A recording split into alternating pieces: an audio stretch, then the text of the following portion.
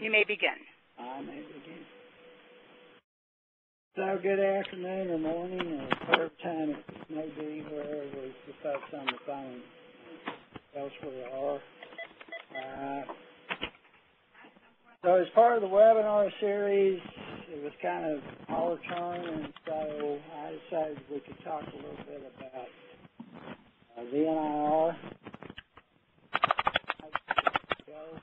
When we get through with rapid carbon.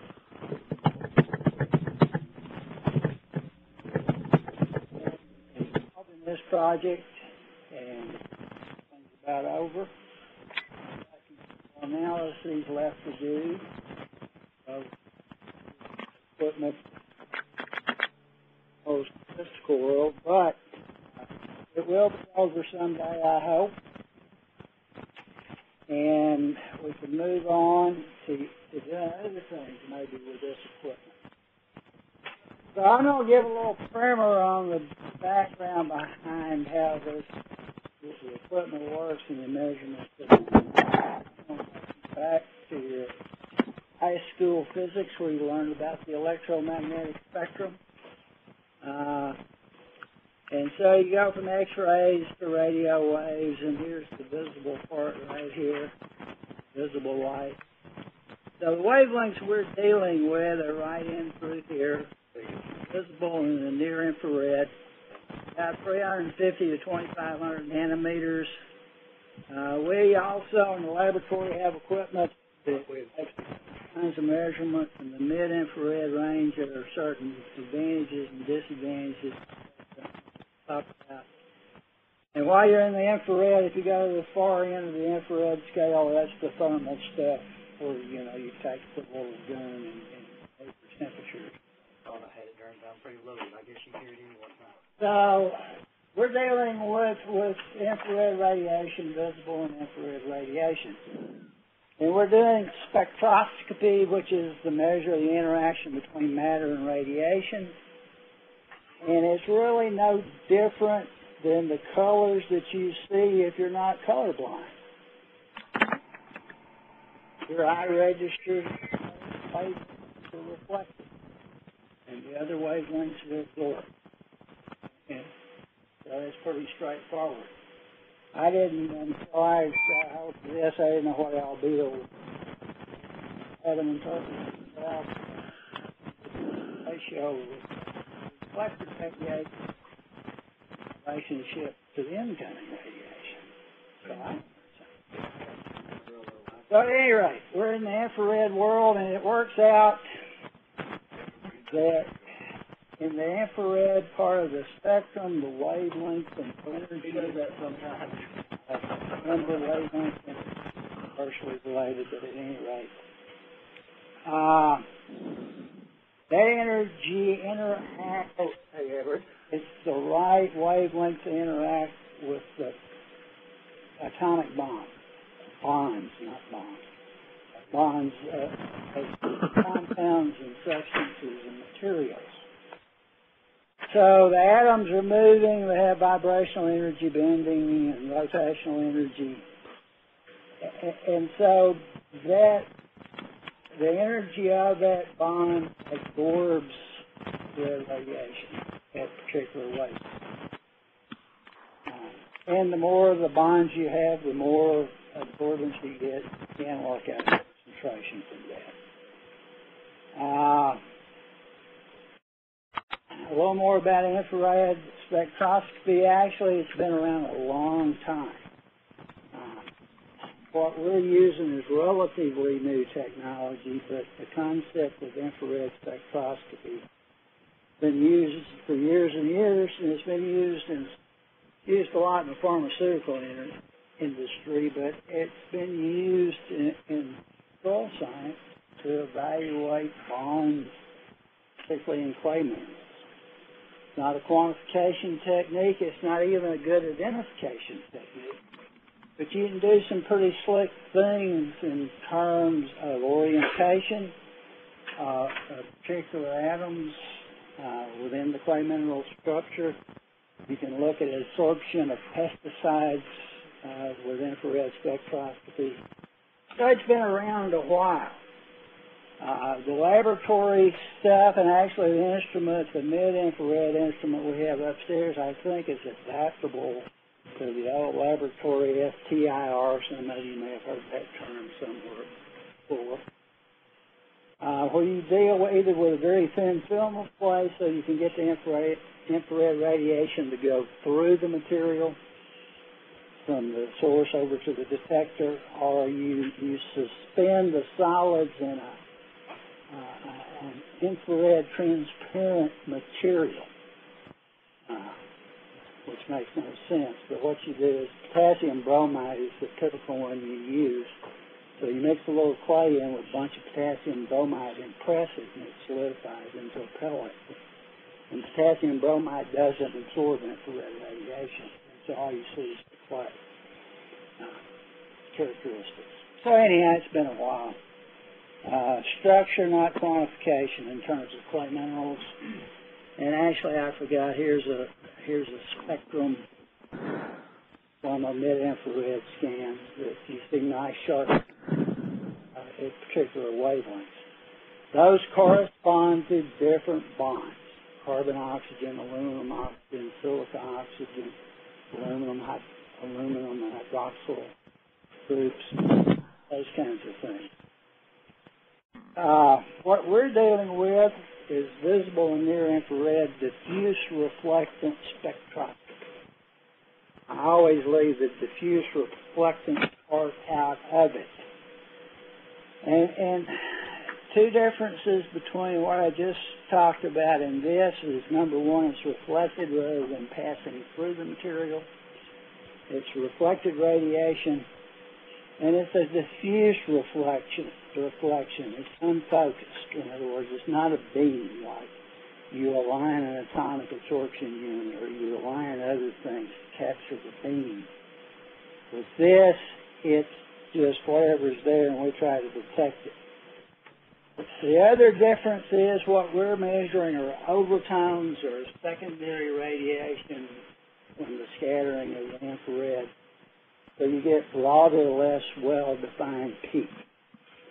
And it's very difficult because of that to assign specific peaks to particular substances or bonds.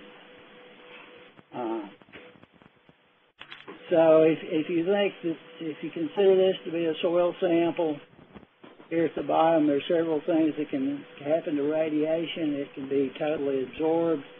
It can be reflected from the surface. Here's the diffuse reflectance, and you see it's a scattering. It can go through, or there's actually a diffuse transmission. And we're concentrating there at the one in the middle, the diffuse reflectance. So if you look at spectra, you've seen the one on the left already, where you got nice sharp peaks. You compare that to the spectra on the right, you see the broader, more diffuse, less well-defined kinds of things. And so you can't say that, aha, this is a silica-oxygen bond we're looking at here. You just have to interpret the entire pattern, really, in most cases, the entire spectrum.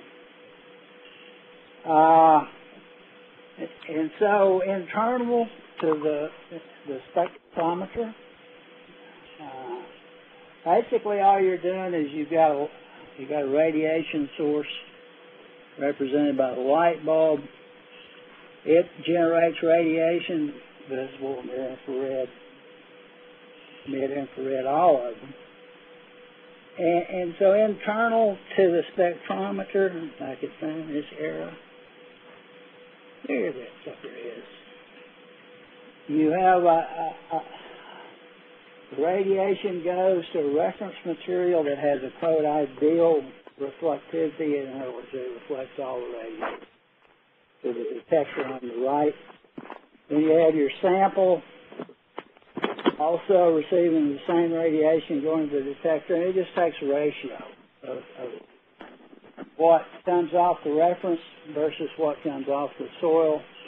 The assumption is the difference in those two is what's been absorbed. radiation's been absorbed in the soil. And then you can relate that to stuff. All right. Thursday, I don't know why I copied your slide. You always get me in trouble. Spectrometry is really, or chemometrics is another term. It's a combination of spectroscopy and statistical analysis to quantify species. Claypan has become very involved in that, developing models to predict properties from spectra. It's basically, and it is nothing but a massive statistical problem in its statistical analysis. Because we don't have discrete peaks to deal with these spectra, so we treat the whole spectra and try to understand the differences. And I'll get into that a little more in a minute.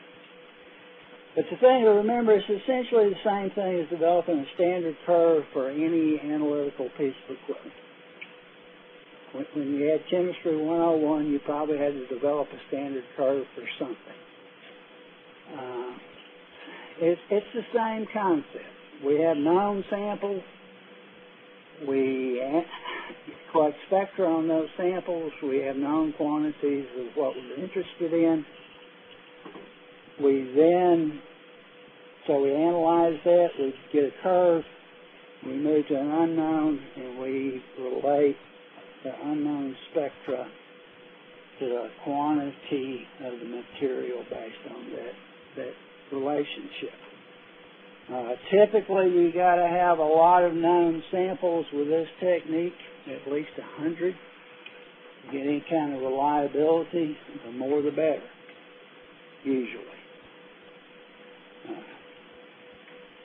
You build the models, and essentially it becomes a mathematical function. If clay is what you're trying to measure, so percent clay is a function of that spectrum. And so you plug and chug, and you're home free. All right. We always have to evaluate how good we're doing with these models.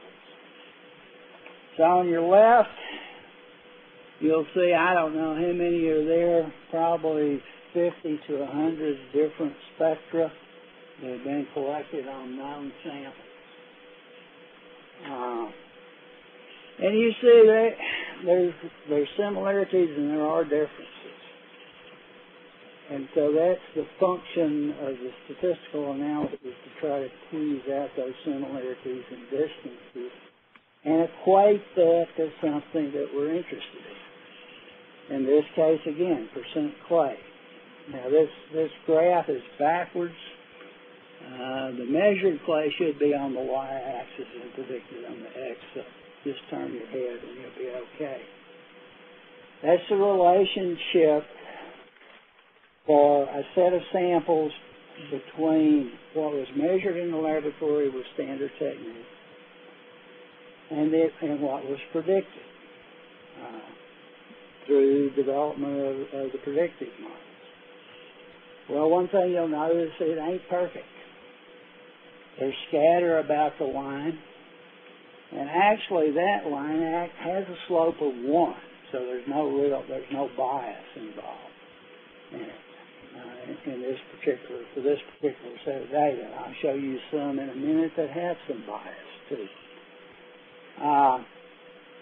The R squared for that relationship, if you're into statistics, is on the order of 0.95. So actually it's a pretty good fit.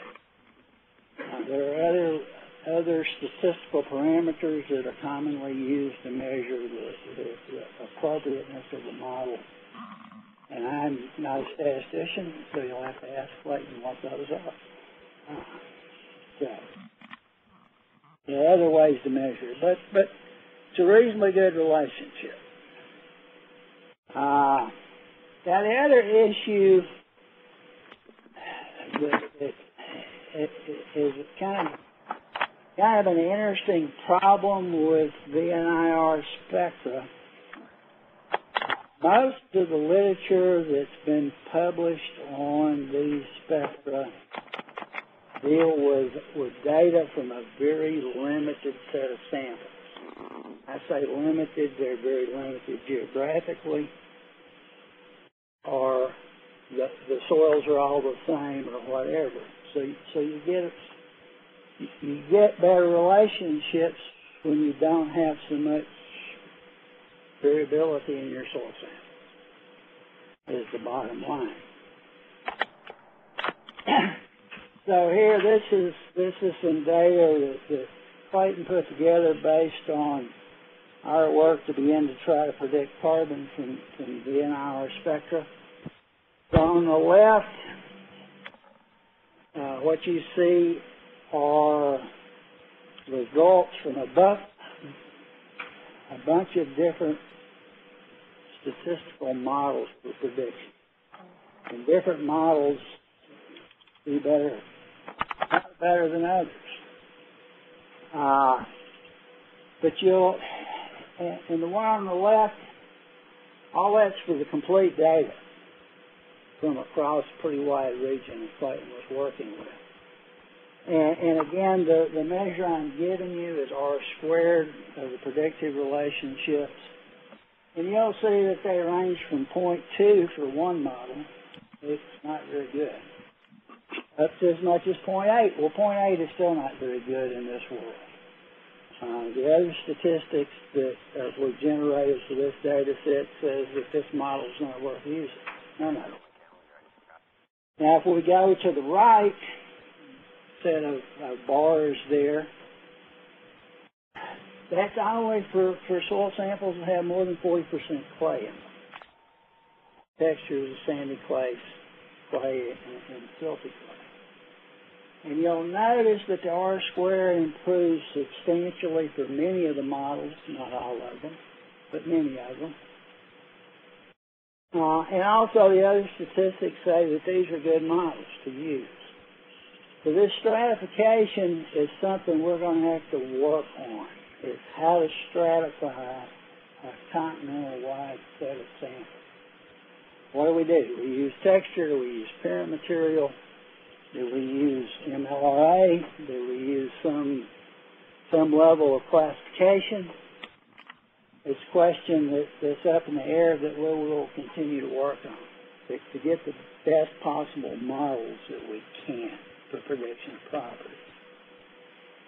Now, one thing that people are beginning to suggest is instead of trying to artificially stratify things, to let the spectra do the stratification for you. So on the left, those are actually called nedoids from 400 and something different spectra that were analyzed. The statistical analysis said that those three spectra represented three different groups of spectra. And you'll see that there are similarities, but there are also differences. So if you take that concept and then you allow the clustering to be done statistically, so you just take all 400 and something spectra and assign each of them to one of those groups and then analyze the group. You see something like you see on the right. Again, the same set of models, but compared to, if you remember the complete data set, these are the data for cluster 1 that was done. And we've got good R squares out of many models to predict properties. So it's a different way of doing things, and we don't have to artificially decide what kind of stratification we're going to use. We just let the data stratify itself, and then we analyze. So, there's my background. Let's talk about life after Raka, and I hope there is life after Raka. I'm pretty old, and Raka ain't going to last that long. At any rate, we want to move forward. we purchased a large number of VNIR spectrometers. There's one in each MO office. That region, it's not necessarily in the office, it's somewhere within the region.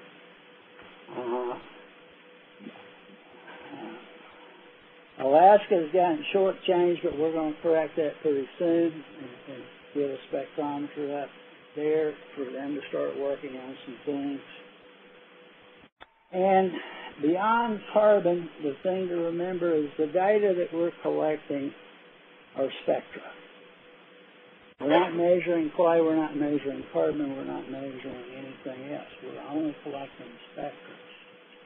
So if we're creative and do some work and hardcore analyses, we can take that one spectrum and derive data for many different properties from that. What's shown here is carbon, exchange capacity, clay. This one actually also mentions pH, and we'll come back to that in a minute also. Calcium carbonate equivalent, gypsum percent. We either us or others have done work on all those plus many other properties. So there's a whole world waiting to be done. Now the key to all this, and that's part of what I was trying to get across to you in the earlier slides, we got to have good predictive models if we're going to use these spectra to predict properties. It's not a trivial matter, far from it. But that's the job of the Soil Survey Laboratory, or one of many, is to continue to develop predictive models to try to make these instruments as replicable as possible. So that's where we're trying to go. We will have the most extensive spectral library in the world, barring none, because, well, I'll talk about that later. So what has been predicted, this is what's been reported in the literature as successful predictions. Carbon, not only total carbon or organic carbon, but lignin, cellulose, different humic acids, fulvic acids. People have predicted all kinds of things and have done it relatively successfully with VNIR. Particle size distribution is commonly a successful measure. Percent clay, percent sand, percent silt. Chemical properties, cation exchange capacity is often relatively successful. I'll say that extractable cations have mixed results, but extractable acidity, extractable aluminum, there's even people who've done a reasonably good job of predicting selected trace elements based on these spectra. pH has been reported. Electrical conductivity, I left off the list. It's been reported also. We'll talk about those a little more in a minute. Mineralogy, people have semi-quantified quartz, kaolinite, smectite in soil samples based on these spectra. Okay, water content, coal has been predicted, calcium carbonate equivalent, gypsum percentage. Some people have actually done available phosphorus using VNIR spectroscopy. Now, the thing I want to hammer home one more time is most of these have been done on samples from a limited area. Range anywhere from a plot no bigger than this room to something equivalent to an MLRA, but not, there's been very little work done on spectra from soil samples from a wider area than that. So, keep that in mind. I want to show you some relationships, and I stole these from various people. And some of you may remember there was a person here, I don't know, 18 months ago, gave a little seminar named Brent Myers. I stole his slides in case you didn't remember what he talked about. I didn't, so I assume you didn't either. At any rate, he worked in Missouri, primarily, in MLRA 113. And actually, all his samples came from either Centralia or that other town that I can't pronounce in that area. So again, it's not a huge geographic area that he's covering. But we can look at some of his relationships. Now, typically, the way relationships are evaluated, you got 100 samples that you've analyzed, you've got known data, say, for clay content. And so you take 70 of those, or 70%, and you use those to develop your calibration model. Then you take the remaining third as your test to see how well your model is performing in terms of prediction. And that's the reason you see two graphs are essentially the same thing. Again, the axes are in the wrong place. But, you know, you've already seen this clay content model on the left. There it is. R squared 0.96, pretty good fit, nice model, pretty good predictor. You look at his test data, essentially the same R squared, so he didn't bias anything. The slope is 1. So it's a nice, clean, predictive model that he's got there for clay. Organic carbon, the data look a little funny because his known values were reported to the nearest 0.1%. So it's continuous but not really continuous. Again, R squared 0.96, slope of 1. For his calibration model, the slope for his test data is 1.043, so he's got a little bit of bias in his test data. It's not a slope of 1. Cation exchange capacity he worked with. Again, pretty nice looking set of data that he has here. R squared 0.95. Slope of 1 for his calibration, 1.01 for his test data. Again, he pretty effectively could predict values of cation exchange capacity. Let's go. He also tried some cation exchangeable calcium, is one I'm going to throw up here. He didn't do as good with that. The R square is in the order of 0.8. Still no bias. I'm not sure he might have faked his statistics to get rid of the bias in his calibration. Total bias in his test data. And now we're below 0.8 R square. And I don't know about the other statistics associated with these data, but I doubt that he really can do a very good job predicting calcium from that. pH, now we get to the fun stuff. You might as well guess at the pH as to use this.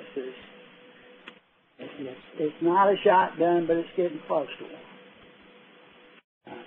pH didn't work for him. Other people have found good relationships with pH. Electrical conductivity was actually worse than pH, and now you really see the bias coming in, that the slope of that predictive equation is much different than the 1-to-1 line that you'd like it to be. So, mixed results, most of the properties he was interested in, clay, cation exchange capacity, carbon, he was able to do fine. These other things didn't work as well. So other data has been reported, some typical organic matter calibration performances.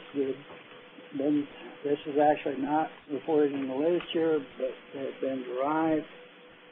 You see the different things, the different fractions of organic matter that they tried to use it for.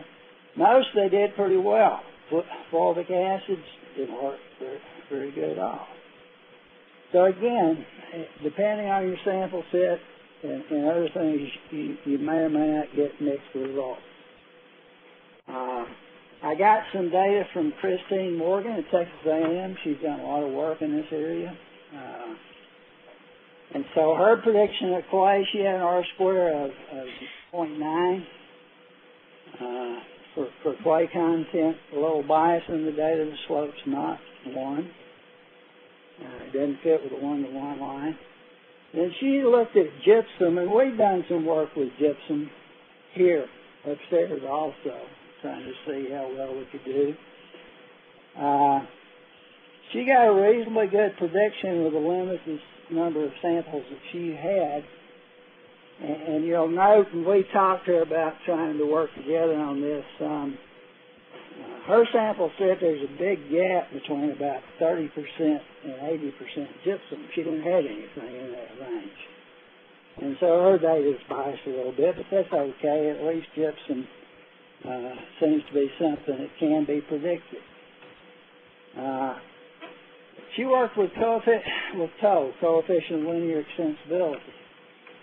And that relationship is not real great with the VNIR spectroscopy, but it's as good as what she got using the petatransfer function that's commonly used to predict coal from clay content. So, is that good enough? I don't know. That's not my call. This data has to be evaluated. It's not blind. You can't blindly accept it. You have to give it some thought. Large scale, very little large scale stuff. This is probably one of the few large scale studies, and this was actually done by David Brown, who's at Washington State University. I'm not sure he was there, Ellis, when he did this or not. At any rate, these are our samples that he analyzed. He came here, actually got Larry Arnold to do work on it. Pretty good deal. But he collected spectra on 4,100 samples out of our archive and compared those to our measured data. He got a slick little publication out of it. If you look at and this is only part of what he evaluated, and again, he got a pretty nice relationship for clay, R-square 0.9 for 4,000 samples from all over the country and world. That's a reasonably good relationship. And it was from 0 to about 60 or 70% clay. Cation exchange capacity wasn't as good. Where's my thing? Here it is. But it's still reasonably good. Organic carbon, one of the best in the world, and inorganic carbon had a lot of scatter to it also. Now, the thing to remember is this is the global data set. He made no attempts to do any stratification based on parent materials, even country of origin. Some of these were from outside the borders of the U.S., some of the samples he used. We should probably get into this. We have these spectra. We have the courage to get into them again. But it was an interesting study, and I think we all learned something. Clay minerals I mentioned. 3 spectra, 3 different clay minerals. Some potential for making some separations there. And remember, you don't have to send these to Ellis to plug into our X-ray thing. Phosphorus, and I throw phosphorus in here. Within the World Soil Survey, we don't worry about phosphorus much. You get external to the rest of the agency, it's a big issue. Because it's the nutrient that's often associated with water quality issues. Both eutrophication of ponds and lakes, and Gulf hypoxia is also being attributed to phosphorus. So it's a big thing. Now, people have reported they can quantify phosphorus in soils with VNIR. I'm yet to be convinced of that. Again, it's a small area, and the thing you always have to think about is it's something else they're actually measuring that just happens to be related to phosphorus in that sample set. They want to apply it globally. It's difficult for this technique to do much with anything that's not there in a very large quantity. Clay, we're talking about percent. Carbon, we're talking about percent. Cation exchange, we're looking at large quantities. Phosphorus, even if the soil is overloaded, there's not much there. It's hard to find. We can probably do a better job trying to quantify the capacity of the soil to fix phosphorus, because iron and aluminum oxides primarily, they're absorbing the phosphorus. They're there in a pretty large quantity, and so we can evaluate them and predict phosphorus capacity, absorption capacity, probably more effectively than measuring the amount that's actually there. Through that in. So what should we be evaluating? Well, remember, the radiation interacts with the chemical bonds. So what we're going to have our best success with are things that are abundant, that have unique bonding characteristics. Sand, silt, clay, silicon, aluminum bonds, aluminum, silica, oxygen bonds, oxygen, aluminum bonds, aluminum hydroxide bonds. They're there, they're abundant, both in quartz, clay minerals, everything else. So we should have a reasonably good chance of doing something with that, and that's what most people have found. They're pretty successful with particle size. Organic matter, carbon hydroxyl bonds, carbon oxygen bonds, those kinds of things again. People have been relatively successful. Calcium carbonate, we got a calcium and a carbonate now. That's kind of unique, and there's a bunch of them. Gypsum, calcium, and a sulfate. Clay minerals, we may be able to identify them, quantify them, not a chance. It ain't going to happen. Cation exchange, well, remember, those are the cations absorbed on clay and organic matter. So when we predict cation exchange capacity, are we predicting cation exchange capacity, or are we predicting the amount and type of product? Because that's going to control the cation exchange capacity. I don't know the answer to that question, but it's a valid question. If it works, it works. Extractable calcium, same thing. You notice from the Missouri data that was not a good relationship. And even if those samples from a limited area, base saturation was probably comparable among the samples he had.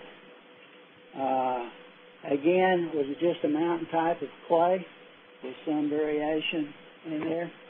I can't answer that. pH electrical conductivity, pretty crappy model. That's what you'd expect. Either pH or electrical conductivity is depending on any kind of chemical bonding mechanism for the most part. So the people who have success are measuring something else that's related to pH. This is what's happening. And we need to think about that as we apply this technology, that we're actually measuring what we think we're measuring and not something else, particularly when you go beyond your backyard and get into the global world of measurement. Phosphorus trace element, you might be able to do it for a limited area, but again, you're probably measuring accessory properties, not phosphorus.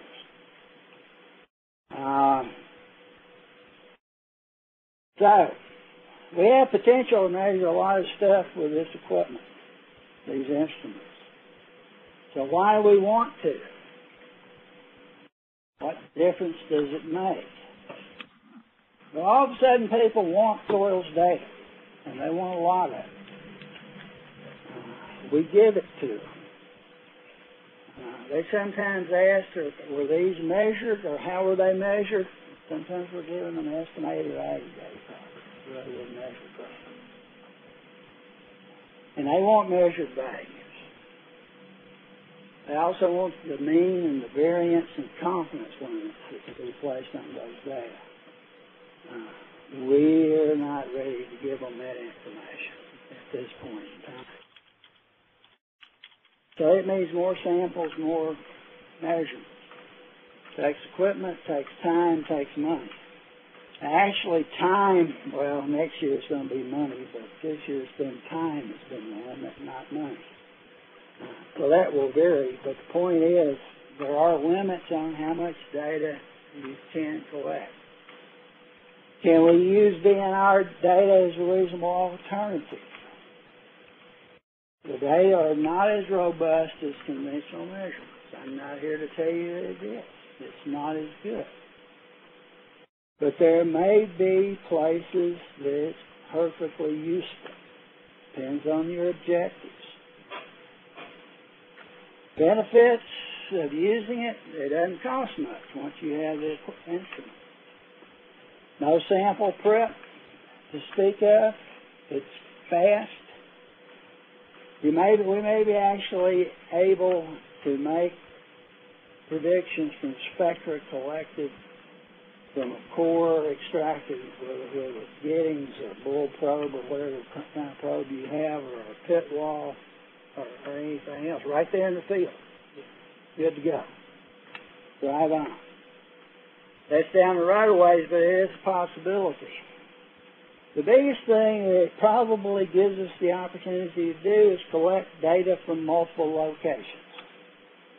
So if you want to know the mean clay content for a component of a math unit, you can make the measurements at 100 locations almost as fast as you can drive to those 100 locations.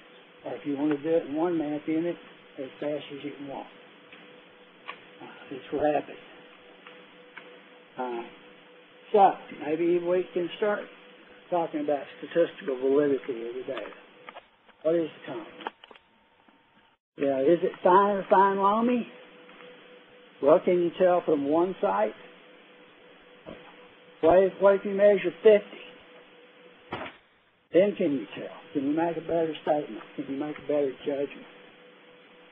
There's lots of potentials there. You can make fine depth increments. Christine Morgan took some probe cores. I want to say she made measurements. She collected spectra at every centimeter or something like that for a meter. So she had 100 measurements over depth. So she can really see the depth function. And I think she was working with Claypan instead of relying on breaks by depth or genetic horizon, however you want to break it, to get a more continuous function. It's a possibility. We might learn something. Might not, but we might. And again, single spectrum, multiple probes. All you have to do is collect the spectrum once, and if you don't analyze it today, it'll still be good 15 years from now. It hadn't changed. But remember, it's a supplement to, not a replacement for the laboratory measurements. Less precision, so you still need those. Use in the field, the equipment we've bought is ready to go to the field, theoretically. The issue is water is a strong absorber of infrared radiation.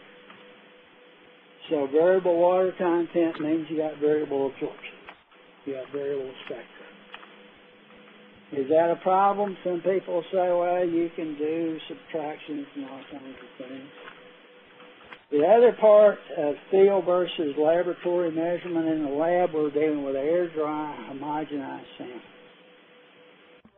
In the field, we're dealing with what we have. So if we got clay coatings, organic matter coatings, redox features, that adds heterogeneity to what we're measuring. Is it a problem? I don't think we know yet. Because it's a problem, we just don't know how big it is. And can it be overcome? we're actually involved in doing, and this is kind of Sunday afternoon projects, as I used to call them in former life. We're doing a little stuff with Alex McBratney at the University of Sydney, and probably going to work with Christine some on this as well. You can correct mathematically for moisture content. I don't understand how it works, but they tell me it works. And I've seen the data, I've seen the graphs. I don't know how to make it happen. They say we can correct for moisture content. The heterogeneity problem is something that we haven't addressed, and we're going to be looking. We've got some data that can help get an answer to that. Soil Survey Lab, what are we doing? Well, in a normal year, and this one's not normal, but we see 5,000 or 6,000 samples. We're collecting a VNIR spectrum on every one of those samples, both wet and both moist as it comes in, and then dry and homogenized. So that kind of that data goes back to the earlier question. We will have the largest spectral library, which will give us the ability to do some stratification and still have enough samples to make some statements about. And it'll be available to the public if someone else wants to use it. Is precision good enough? It's not as precise as the laboratory. Depends on the question. That's all it depends on. What will answer the question that you have?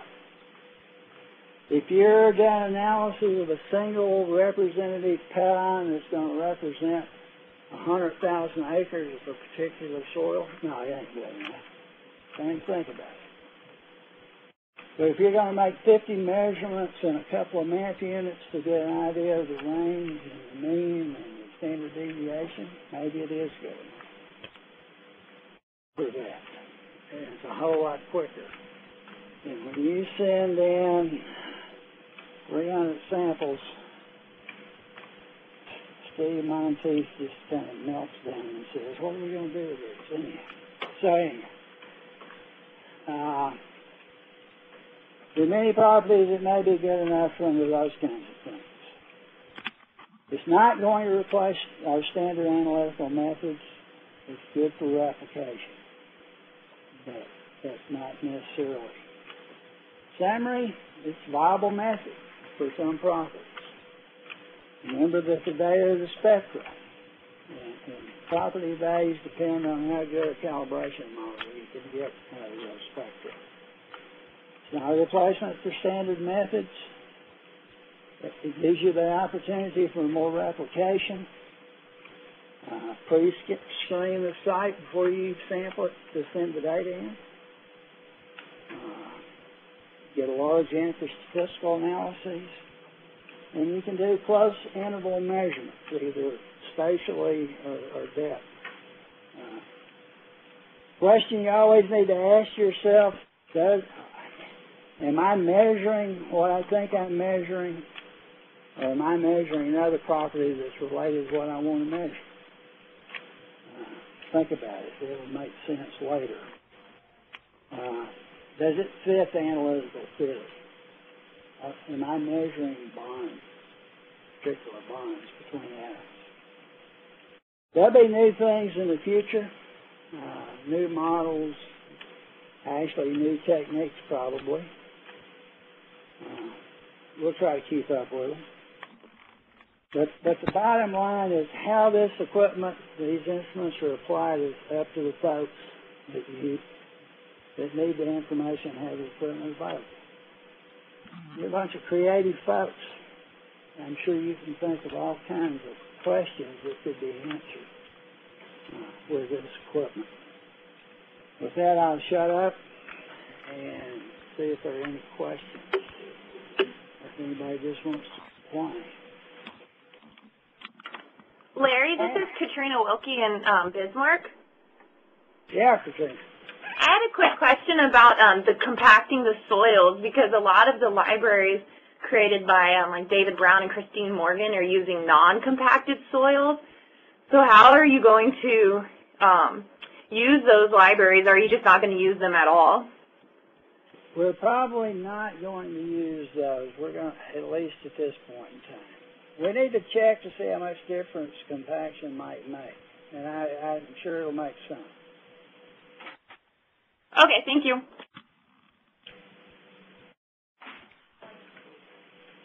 I have a question. I was wondering, when we're taking the scans, we take 3 scans of the moist and 1 of the dry.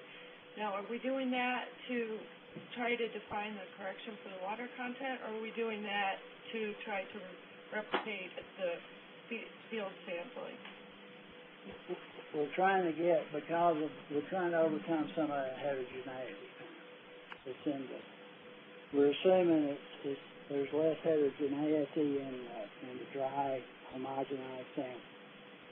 But in that field sample, you got different stuff, so if you take 3 scans, you got a better chance of representing what might be there. Other questions, comments? Yeah, Larry, this is Mark in Alaska. I was curious if there has been any research that you're aware of in more of the mid-range that might have application to soils as well. And the answer is yes, Mark. As a matter of fact, we have a mid-infrared spectrometer in the laboratory. We're collecting spectra trying to do the same thing. Yeah, the issue with the mid-range in terms of particularly the Rapid Carbon project, but some of the other things, particularly some field measurements, is that so the VNIR equipment that we have has a spot size, a radiation area of about 1 centimeter square. So you can kind of encompass some variability within that. The mid-infrared is like 1 millimeter is the spot size. It's a much more focused radiation beam. And so you have to do some additional grinding to get a homogeneous sample that you can work with. Now, the reason we're doing mid-infrared, we're going to see particularly certain things like gypsum and calcium carbonate equivalent if we can't do just as well making those measurements with infrared as we do with our standard techniques now.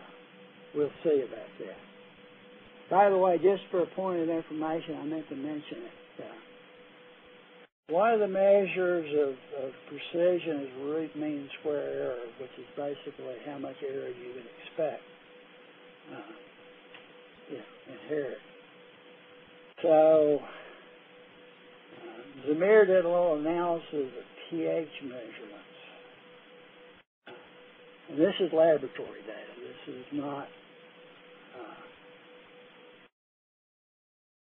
has nothing to do with spectroscopy. The root mean square error for pH measurements is best what you tell from the data that we have on repeated measures. It's about 1/2 a unit. So, remember that. We take the laboratory data as gospel, but it's not always as precise as we think it. Other questions? Question, Larry. Charles Comey from Greensboro. Charles, how you doing? I'm doing all right, Larry. Now, you talked about moisture correction. Yeah. Is there any built-in temperature correction, or knowing that the absorptive energy or the transmission or rotational and vibrational energies would depend on the temperature of the of the bonds at that time, So I'm talking about laboratory versus field measurement here. That's a good question, Charles. We hadn't even thought of that. I'll write that one down. The answer, I don't know. Okay, thanks.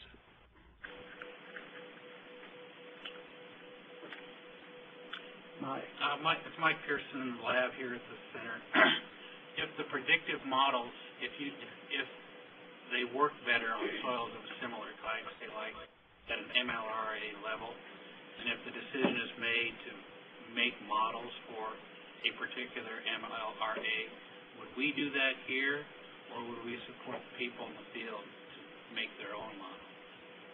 We're planning to do the modeling here because we have the software and hopefully people that know what they're doing. But we'll certainly listen to any suggestions from the folks in the field and work with them if they want to go down that path. We don't have a license to do it, a unique license. Other questions? This is Tom in Vermont. Question about, a couple of questions. One about texture. Is this similar to like a grain size analyzer, which also does kind of a visual textural determination? And then secondly, what about spotosol properties? You don't really mention anything about iron and too much about aluminum. Does this have any relation to those? So to answer the first question, this has essentially no relation to a grain counter or particle size analyzer. I know what you're talking about. Essentially none. The spotic properties, I didn't say anything because no one has looked at them, but in a couple of years we'll be ready to look at all the spotic properties we can stand to look at to see if we're successful. And because there's a lot of carbon and aluminum, sometimes iron, good job, I remember part of that.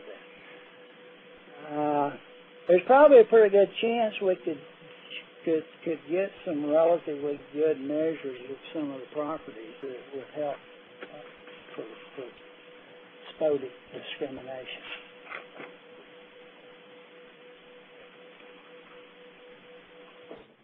So, are there plans to scan all of the archive samples, or are we just going to scan the samples as they arrive in the laboratory? My concept, and we really haven't sat down and had a long, lengthy discussion of this, is we will scan what's coming in for a couple of years, see what we have and where the holes are, and those are the ones we'll get out of the archive to fill the gaps. And how do we define the gaps?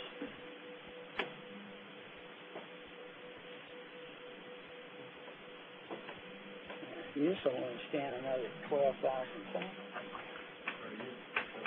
Other comments or questions? I appreciate your attention. If you have other questions, send me an email.